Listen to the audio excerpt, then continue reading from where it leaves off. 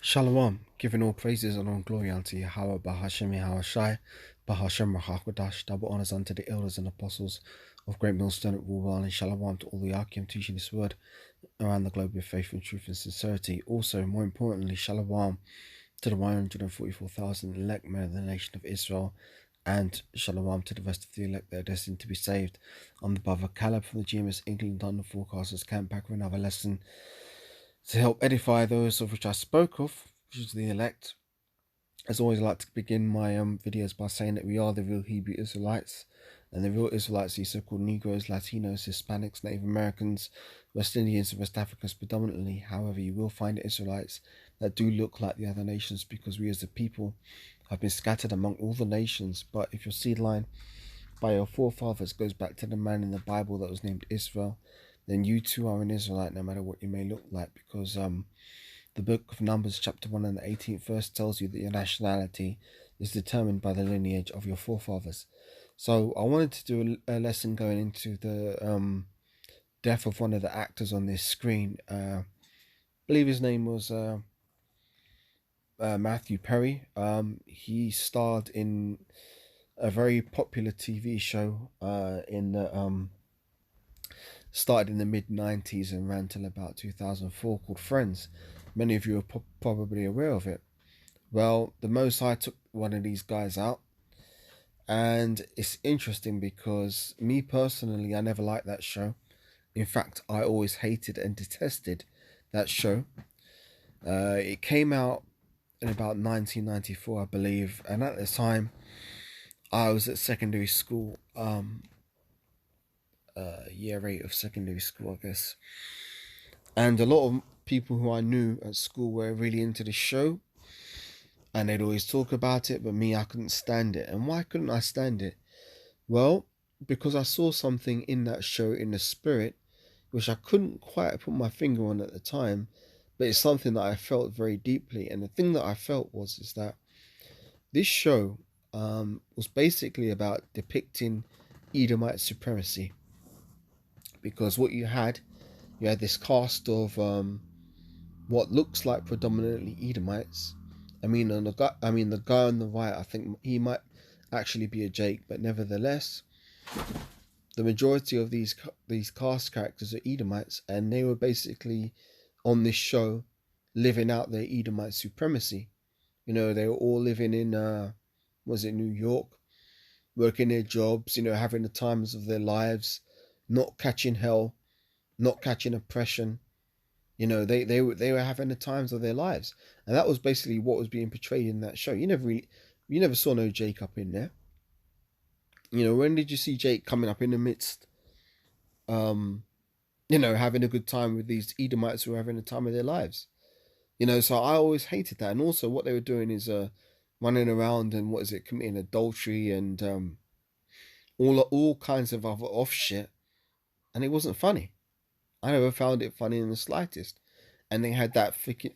I did see a few episodes early on, trying to give the show a chance, trying to see, what's everybody hyping this shit up about. And they had storylines which were promoting LGBTQ ideas. In the early 90s, the guy on the left there, was his name's character, Voss or whatever.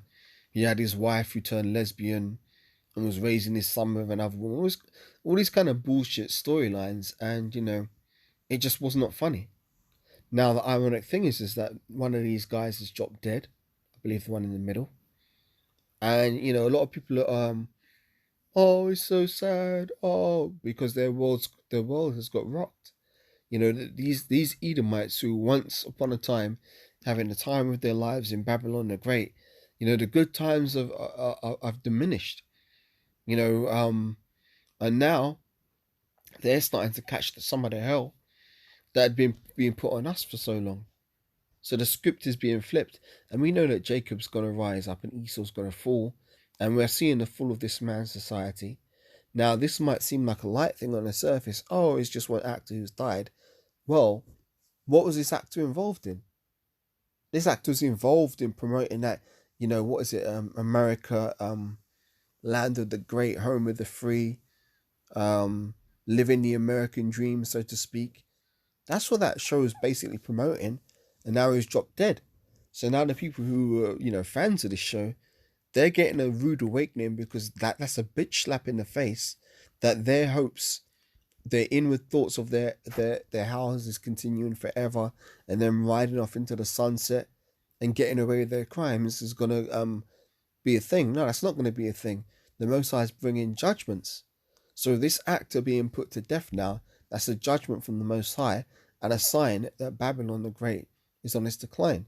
So let me read this article. It says, image, the cast of Friends 2002, left to right, David Schwimmer, Lisa Kudrow, Matthew Perry, he's the one who died, Courtney Cox, Jennifer Aniston, and Matt LeBlanc. Now, the guy on the right, I believe, might be a Jake, but nevertheless, this is about what this show is portraying. It says, Matthew Perry's Friends co-stars utterly devastated as fresh details of death emerge. Again, this show promoting nothing but, wickedness, essentially. Them running around committing adultery and all kind of madness. It says, devastated, the fresh details of death emerge. The actors who starred in the hit sitcom for 10 years, 10 years, 10 seasons together, said they are more than just castmates, they are family. This is published on Tuesday, the 31st of October, which would be yesterday. It says, Matthew Perry's Friends co-stars said they are utterly devastated by his sudden death. Jennifer Aniston, Courtney Cox, Matt LeBlanc, Lisa Kudrow, and David Schwimmer starred alongside Perry, 54, who portrayed Chandler Bing in the hit TV show from 1994 to 2004. In a joint statement, the five said, we are also utterly devastated by the loss of Matthew. We are more than just castmates, we are family. There is so much to say but right now we are going to take a moment to grieve and the process this unfathomable loss, forgive me. In time we will say more as and when we are able. For now our thoughts and our love are with Matthew's family, his friends, and everyone who loved him around the world.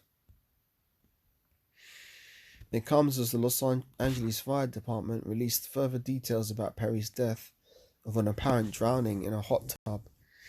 Captain Eric Scott said a bystander had brought the actor's head above water and got him to the edge of the hot tub before firefighters arrived at his home, United States home, on Saturday. Officers from the Los Angeles Police Department responded to a radio call of an incident just after 4 p.m. local time. On Monday, Perry's initial post-mortem results were inconclusive, and the cause of death is yet to be determined as further investigations, including a toxicology report, have been requested.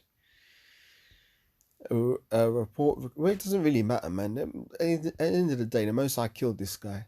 That's the cause of death. It's all off in this society. Esau can't just leave things alone. He has to fucking, what do they call, defile the dead by cutting them open and doing autopsies and all kinds of other shit. When really the Most High is the cause of death in every single situation. That's all it should ever say on a death certificate. Cause of death, judgment from the Most High. End of story, point blank, period. Nevertheless, we'll continue to read this article. A report has been released by the Los Angeles County Medical Examiner said that although an official conclusion is not likely to be released for several weeks, Perry's body is ready to be released to his family. Sky News US partner network NBC said the actor was open about his long-term addiction to drugs and alcohol, for which he was in and out of treatment while filming Friends. You see, this is the thing. This is the facade. This is the facade. On the surface, on that show, they wanted to portray to you, oh yeah, these Edomites are having the time of their life and they're so happy and everything like that. But really, behind the scenes, this guy was flipping a drug addict and an alcoholic and in and out of rehab. So if he was so happy, which really he should have been happy because he's making his money doing that show. But again, it goes back to the point of what do these people have to do to get these job roles in the entertainment industry, these high profile job roles of working on these hit sitcoms or whatever it is. They have to do a lot of shit behind the scenes to get those roles. And a lot of that shit ends up bugging these people out, man. That's why they're addicted to drugs. That's why they're addicted to alcohol, because they're trying to escape from the guilty conscience they've got about the shit they've done, you know? But my point being is that they were supposed to be happy. They were supposed to be living the best, living their best lives. But behind the scenes, it ain't really working out like that. It ain't really working out too tough. It says, the co-creators of Friends, Marta Kaufman and David Crane, and its executive producer Kevin Bright, paid tribute earlier, saying they were shocked and deeply saddened by Perry's death. They said in a joint statement, he was a brilliant talent. It's a cliche to say that an actor makes the role their own, but in Matthew's case, there are no truer words. Yeah, almost finished this article. From the days we first heard him, From the days we first heard him embody the role of Chandler Bing, there was no one else for us. All 6 cast members were seen on the screen together for the first time since the final episode for Friends, the reunion in May 2021. In New York, adoring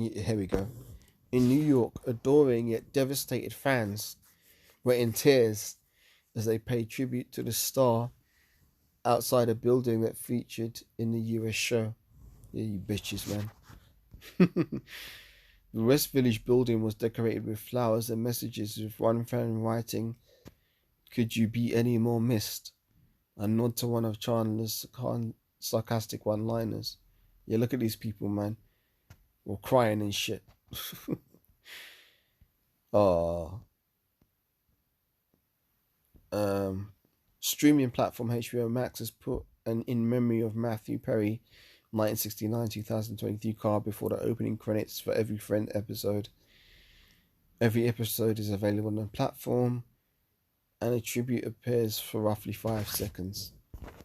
Well, let's get some precepts. And, well, first of all, here we go. So this is what I mean about this show was basically portraying the Edomite supremacy. Look at them there having the time of their lives, not a care in the world, laughing and joking. They're not in trouble as other men. And this is why I despised this show when it came out. Because that's what I felt in the spirit. When I saw this, I was thinking, nah, man, this is some bullshit, man. Although I couldn't quite put my finger on it, because at the time I didn't know the truth. This is in like what, between 1994 to 1998. I saw a few episodes here and there. Everybody hyping up this show. Oh, friends. Watch a few episodes and I'm thinking, nah, man, it's some bullshit, man. So let's get some precepts. Start from Sirach 12. That's not the one I want. Hang on. I need to get this precept I want. Hang on. Psalm 73 is what I want. There we go.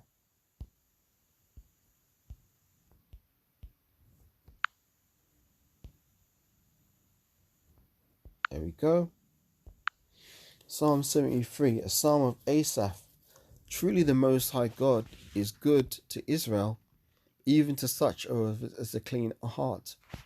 But as for me, my feet were almost gone, my steps had well nigh slipped. Here we go, here's the point. For I was envious at the foolish. So who are the foolish? Let's read this again. For I was envious at the foolish when I saw the prosperity of the wicked. Now we're going to link that up with Job 30.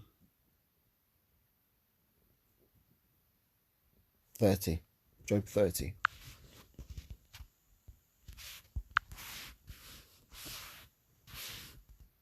Job speaking regarding these Edomites, what did he say? But now, because we just read that they're foolish, right? But now they that are younger than I have me in derision, whose fathers I would have disdained to have set with the dogs of my flock.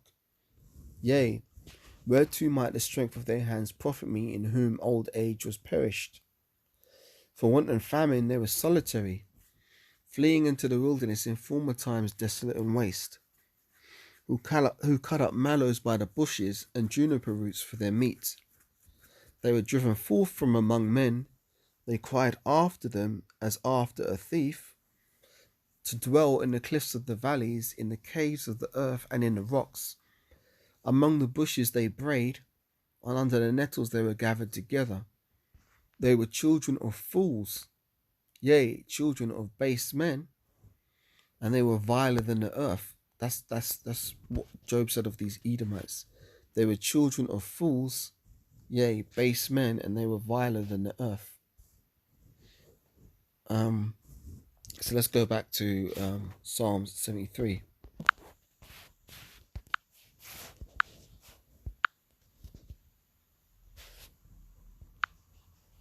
Children of fools, yeah. Verse 3, forgive me. For I was envious of the foolish.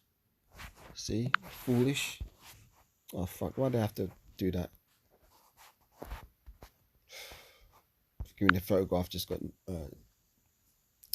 knocked off screen. He says, for I was envious at the foolish when I saw the prosperity of the wicked, for there are no bands in their death, but their strength is firm. They are not in trouble as other men, neither are they plagued like other men. So that's why you saw those Edomites having the time of their life in that screenshot I showed there, the dancing around in that pool in the intro. It says, they are not in trouble as other men, neither are they plagued like other men. Therefore pride compasseth them about as a chain, and violence covereth them as a garment. Their eyes stand out in fatness, they have more than the heart could wish. They are corrupt and speak wickedly. Concerning oppression, they speak loftily.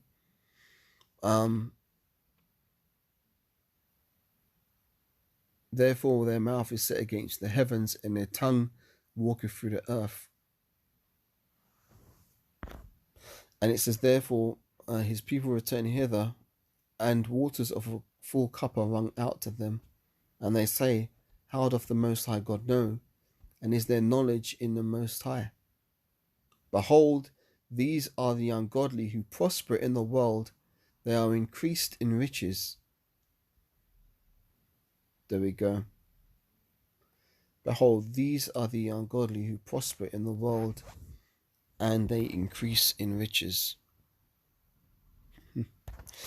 But let's bring this into perspective with Revelation 13 and 10. Because while they seem to be getting away with their crimes now, they won't. Revelation 13 and 10 says this: he that leadeth into captivity shall go into captivity, and he that killeth with the sword must be killed with the sword. Here is the patience and the faith of the saints. Because the so-called white man, the Edomite, they're going to go into captivity, and they're going to pay for their crimes, because they're not going to get to ride off into the sunset, you know. So that guy who died, the star of Friends, the actor Matthew Perry, is in the spiritual realm now. Oh, for goodness sakes, why does it keep knocking his shit off the screen? He's in the spiritual realm now. But when he comes back, they're gonna go in. He's gonna go into captivity along with the rest of them Friend stars that are Edomites, and all those Edomites used to like that show and watch it and give it ratings and all this kind of crap. Your time of joy, your time of prosperity is at an end, and all that's coming up is lamentations, mourning, and woe and slavery for the rest of you Edomites. So with that, giving all, and also the destruction of your empire.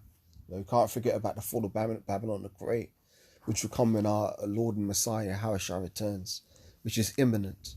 You know, all the signs, all roads lead to Yahushua and the destruction of this second Roman Empire.